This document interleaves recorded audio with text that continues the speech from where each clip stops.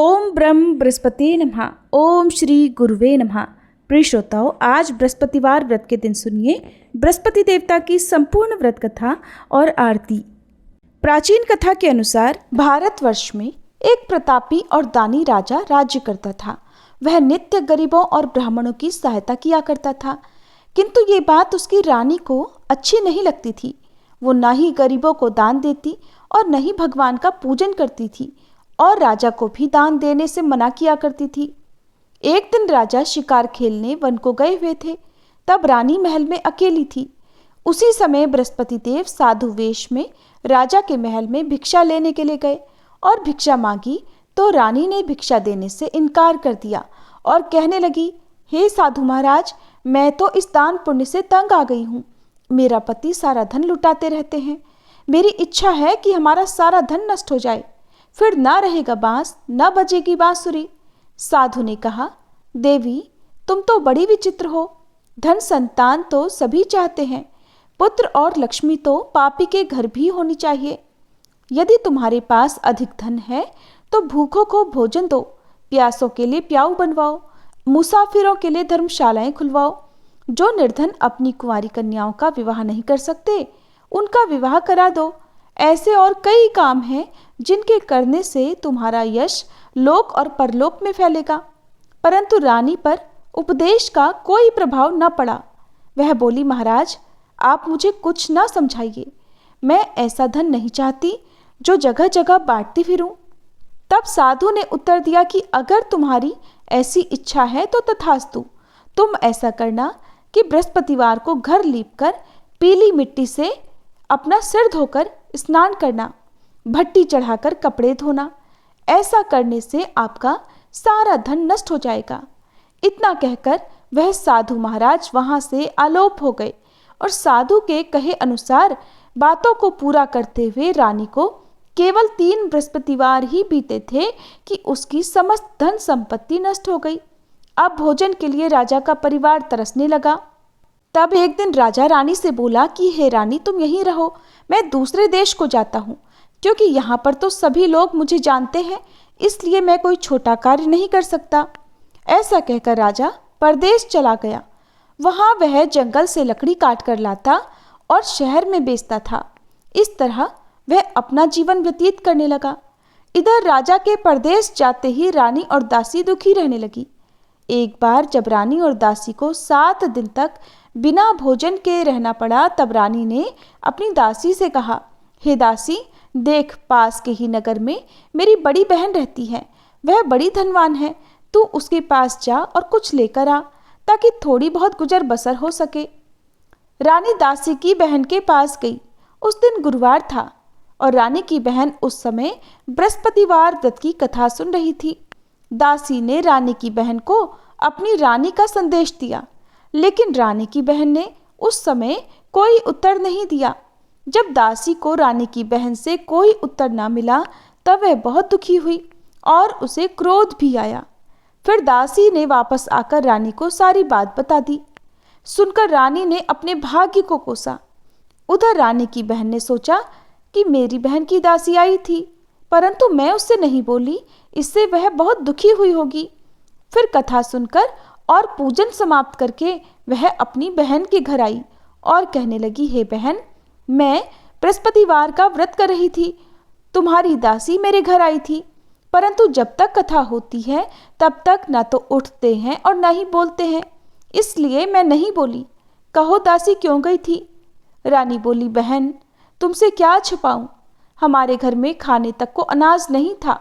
ऐसा कहते कहते रानी की आंखें भर आई। उसने दासी समेत पिछले 7 दिनों से भूखे रहने की बात अपनी बहन को विस्तार पूर्वक सुना दी। रानी की बहन बोली, देखो बहन, भगवान बृहस्पति सबकी मनोकामनाओं को पूर्ण करते हैं। देखो, शायद तुम्हारे घर में अनाज रखा हो। पहले तो रानी को विश्वास नहीं हुआ, पर बहन के आग्रह करने पर उसने अपनी दासी को अंदर भेजा तो उसे सचमुच अनाज से भरा एक घड़ा मिल गया। ये देखकर दासी को बड़ी हैरानी हुई। दासी रानी से कहने लगी, हे रानी, जब हमको भोजन नहीं मिलता तो हम व्रत ही तो करते हैं, इसलिए क्यों ना इनसे व्रत और कथा की विधि पूछ ली जाए ताकि हम भी व्रत कर सकें। तब रानी ने अपनी बहन से बृहस्पतिवार व्रत के बारे में पूछा। उसकी बहन ने बताया कि बृहस्पतिवार के व्रत में चने की दाल और मुनक्का से श्री विष्णु भगवान का केले की जड़ में पूजन करें तथा दीपक जलाएं, व्रत कथा सुने और पीला भोजन ही करें। इससे बृहस्पति देव प्रसन्न होते हैं। और फिर व्रत तथा पूजन विधि बताकर रानी की बहन अपने घर को लौट गई। 7 दिन के बाद जब गुरुवार आया तब रानी और दासी ने व्रत रखा। गुड़साल में जाकर चना और गुड़ लेकर आई, फिर उससे केले की जड़ तथा विष्णु भगवान का पूजन किया। अब पीला भोजन कहाँ से आए? इस बात को लेकर दोनों बहुत दुखी थी, क्योंकि उन्होंने व्रत रखा था, इसलिए बृहस्पति देव उनसे प्रसन्न थे। इसलिए वे एक साधारण व्यक्ति का रूप धारण करके 2 थालों में सुंदर पीला भोजन दासी को दे गए। भोजन पाकर दासी बहुत प्रसन्न हुई। फिर रानी के साथ मिलकर उन दोनों ने भोजन ग्रहण किया। इसके बाद वे सभी गुरुवार को व्रत और पूजन करने लगी। बृहस्पति भगवान की कृपा से उनके पास फिर से धन संपत्ति आ गई, परंतु रानी फिर से पहले की तरह आलस्य करने लगी। ये देखकर दासी बोली, देखो रानी, तुम पहले भी इसी प्रकार आलस्य करती थी। तुम्हें धन रखने में कष्ट होता था, इस कारण सभी धन नष्ट हो गया। और अब जब भगवान बृहस्पति की कृपा से धन मिला है तो फिर तुम्हें आलस्य हो रहा है। रानी को समझाते हुए दासी ने कहा कि देखो रानी, बड़ी मुसीबतों के बाद हमने ये धन पाया है, इसलिए हमें दान पुण्य करना चाहिए, भूखे मनुष्यों को भोजन कराना चाहिए और धन को शुभ कार्यों में खर्च करना चाहिए, जिससे तुम्हारे कुल का यश बढ़ेगा, स्वर्ग की प्राप्ति होगी और पितर प्रसन्न होंगे। दासी की बात मानकर रानी अपना धन शुभ कार्यों में खर्च करने लगी, जिससे पूरे नगर में उसका यश फैलने लगा।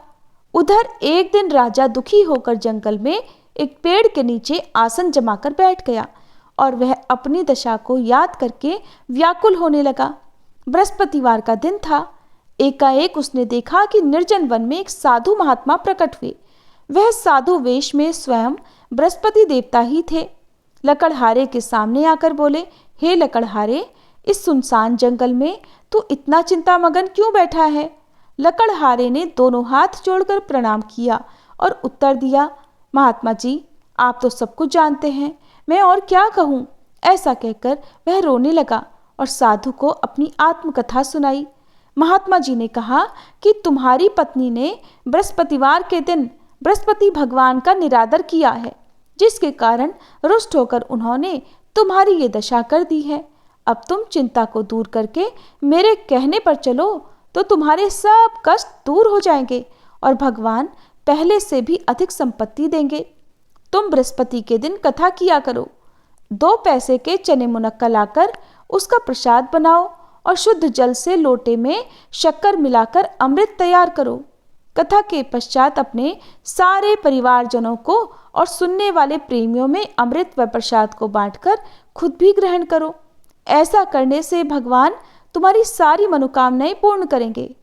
साधु के ऐसे वचन सुनकर लकड़हारा बोला, हे प्रभु, मुझे लकड़ी बेचकर इतना पैसा नहीं मिलता जिससे भोजन के उपरांत कुछ बचा सकूं। मैंने रात्रि में अपनी स्त्री को व्याकुल देखा है। मेरे पास कुछ भी नहीं जिससे मैं उसकी खबर मंगा सकूं, और फिर मैं बृहस्पति देव की क्या कहानी सुनूं? मुझको तो कुछ भी मालूम नहीं है। साधु ने कहा, हे लकड़हारे, तुम किसी बात की चिंता मत करो। बृहस्पतिवार के दिन तुम रोजाना की तरह लकड़ियां लेकर शहर को जाओ। तुमको रोज से 2 गुना धन प्राप्त होगा, जिससे तुम भली भांति भोजन कर लोगे और बृहस्पति देव की पूजा का सामान भी आ जाएगा।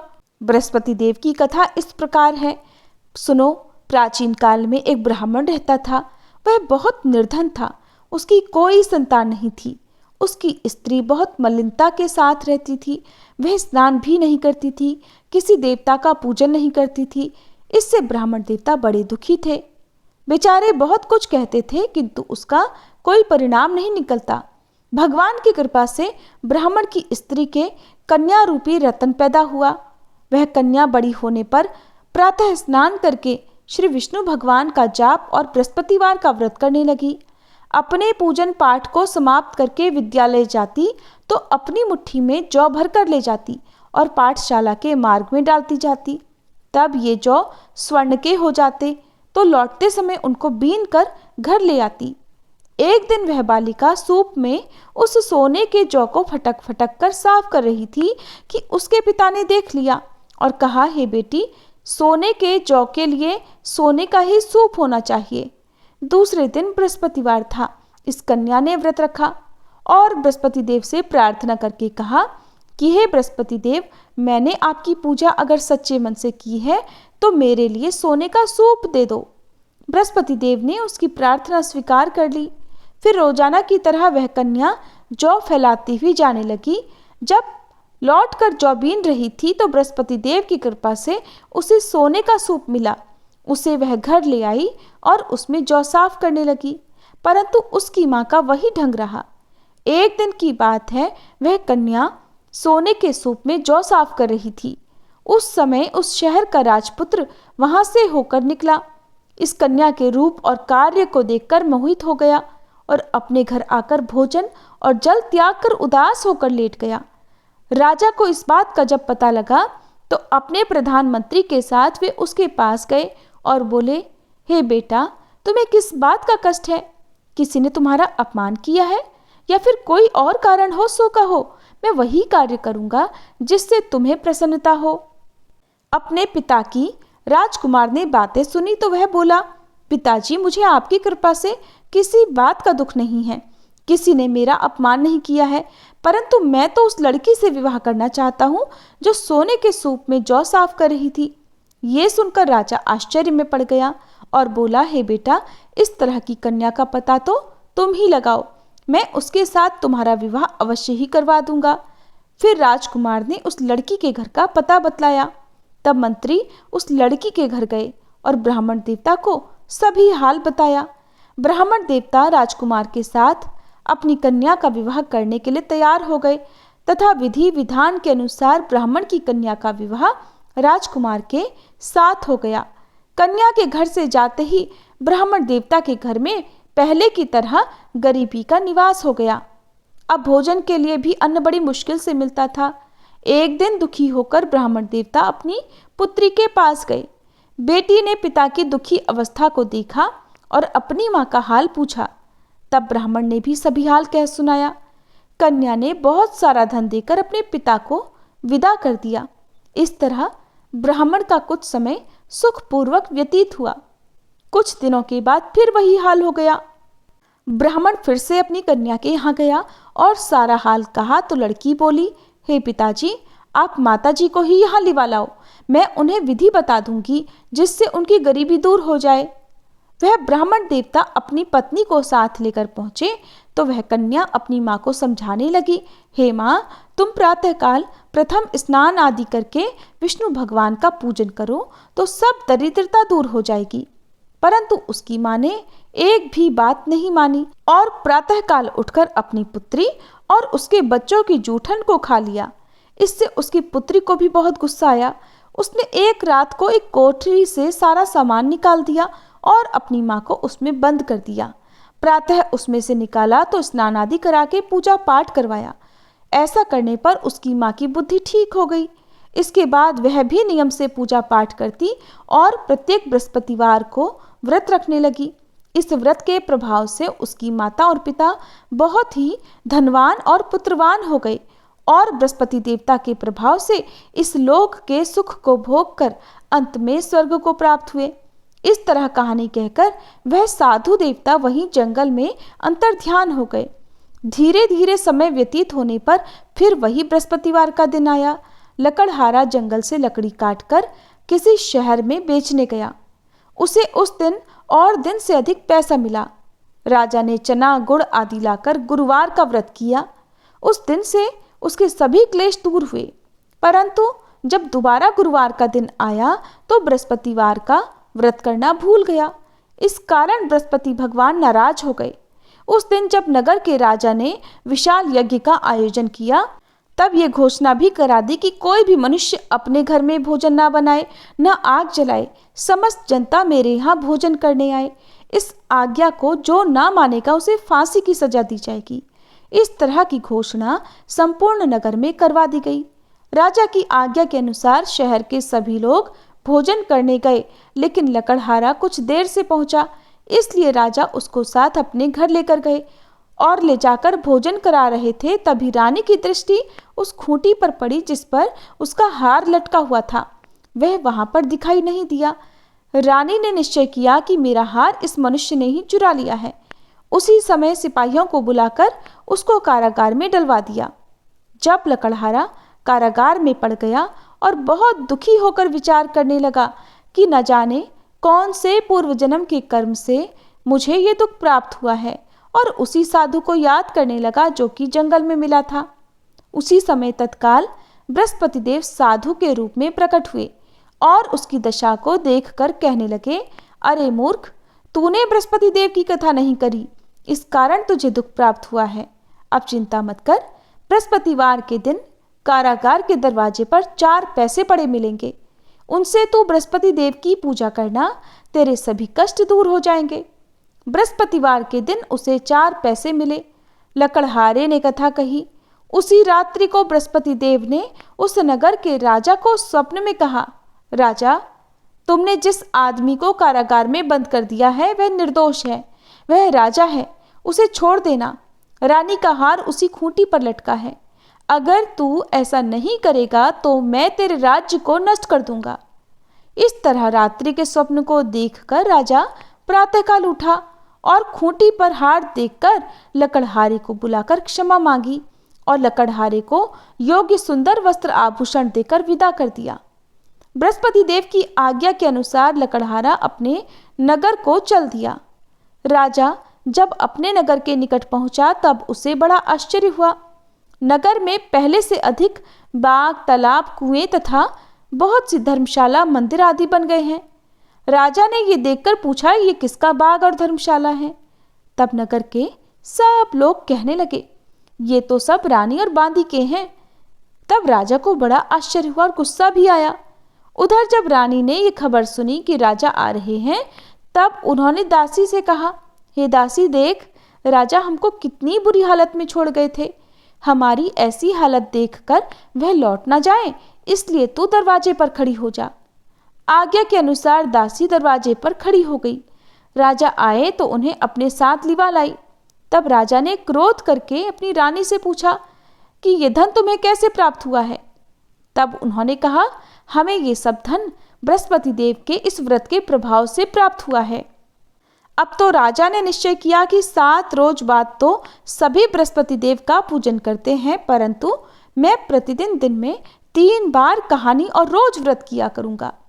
अब तो हर समय राजा के दुपट्टे में चने की दाल बंधी रहती और दिन में 3 बार कहानी कहते। एक दिन राजा ने विचार किया कि चलो अपनी बहन के यहाँ हो आवे। इस तरह निश्चय करके राजा घोड़े पर सवार होकर अपनी बहन के यहाँ को चलने लगा। मार्ग में उसने देखा कि कुछ आदमी एक मुर्दे को लिए जा रहे हैं। उन्हें रोककर राजा कहने लगा, अरे भाइयों, मेरे बृहस्पति देव की कथा सुन लो। वे बोले, लो, हमारा तो आदमी मर गया है, इसको भी कथा की पड़ी है। परंतु कुछ आदमी बोले, अच्छा कहो, तुम्हारी कथा भी सुनेंगे। राजा ने दाल निकाली और जब कथा आधी हुई थी कि मुर्दा हिलने लग गया, और जब कथा समाप्त हो गई तब राम राम करके मनुष्य उठ खड़ा हुआ। आगे मार्ग में उसे किसान खेत में हल चलाता मिला। तब राजा ने उसे देखकर बोला, अरे भैया, तुम मेरी बृहस्पतिवार की कथा सुन लो। किसान बोला, जब तक मैं तेरी कथा सुनूंगा तब तक 4 हरैया जोत लूंगा, जा अपनी कथा किसी और को सुनाना। इस तरह राजा आगे चलने लगा। राजा के हटते ही किसान के बैल पछाड़ खाकर गिर गए और किसान के पेट में बड़ी जोर का दर्द होने लगा। उसी समय उसकी माँ रोटी लेकर आई।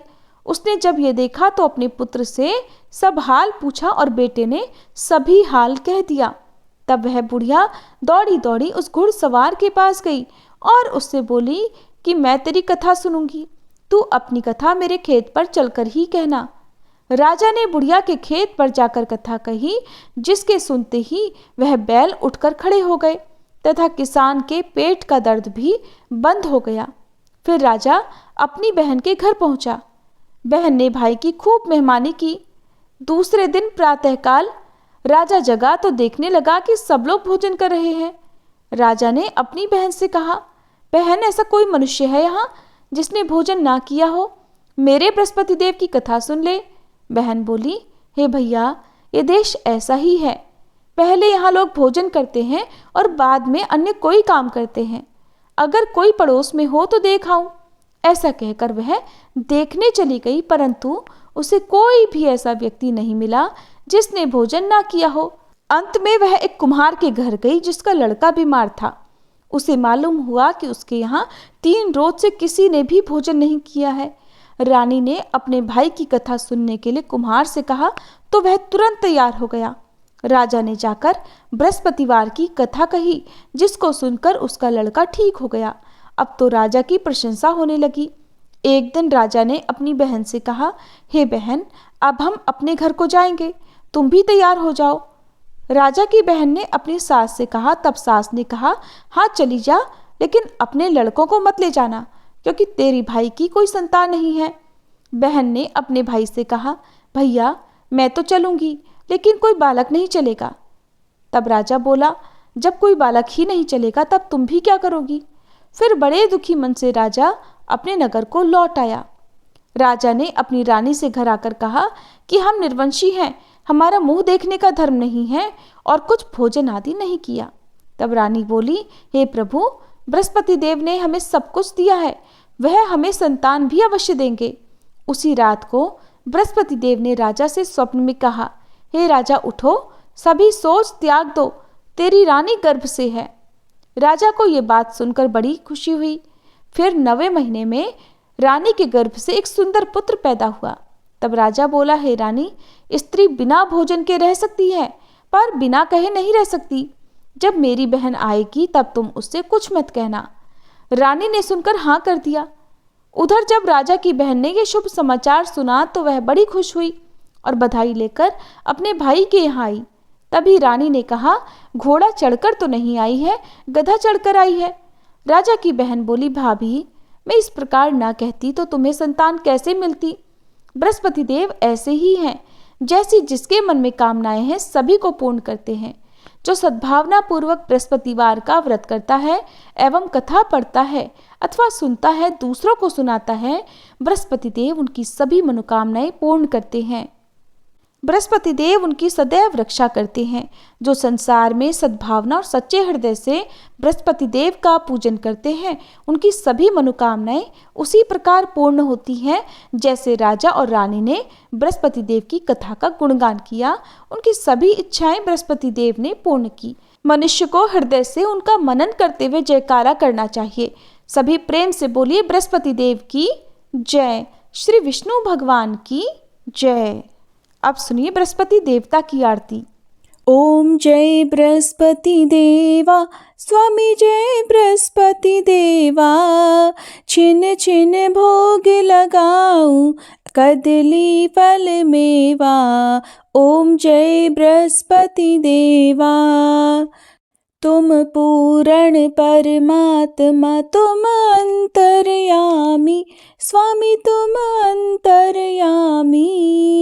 जगत पिता जगदीश्वर, जगत पिता जगदीश्वर, तुम सबके स्वामी। ओम जय बृहस्पति देवा। चरणामृत निज निर्मल, सब पातक हरता, स्वामी सब पातक हरता। सकल मनोरथ दायक, सकल मनोरथ दायक, कृपा करो भरता। ओम जय बृहस्पति देवा। तन मन धन अर्पण कर, जो जन शरण पड़े, स्वामी जो जन शरण पड़े। प्रभु प्रकट तब होकर, प्रभु प्रकट तब होकर, आकर द्वार खड़े। ओम जय बृहस्पति देवा। दीन दयाल दयानिधि, भक्तन हितकारी, स्वामी भक्तन हितकारी। पाप दोष सब हरता, पाप दोष सब हरता, भव बंधन हारी। ओम जय बृहस्पति देवा। सकल मनोरथ दायक सब संशय तारो, स्वामी सब संशय तारो। विषय विकार मिटाओ, विषय विकार मिटाओ, संतन सुखकारी। ओम जय बृहस्पति देवा। जो कोई आरती तेरी प्रेम सहित गावे, स्वामी प्रेम सहित गावे। ज्येष्ठानंद बंद सो निश्चय पावे। ओम जय बृहस्पति देवा।